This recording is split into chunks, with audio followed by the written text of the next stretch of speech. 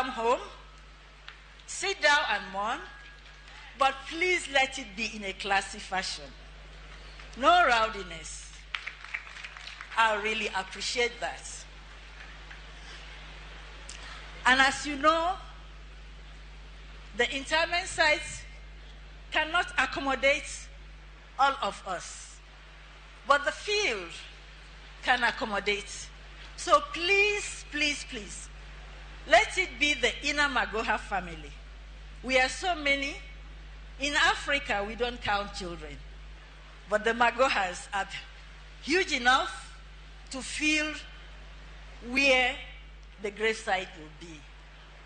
And I will crave your indulgence to please allow the Magohas pay their last respects to their father,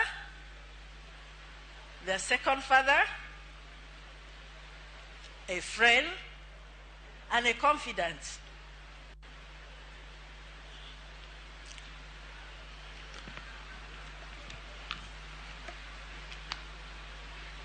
Sorry, I have to go through because I need to make certain facts clear.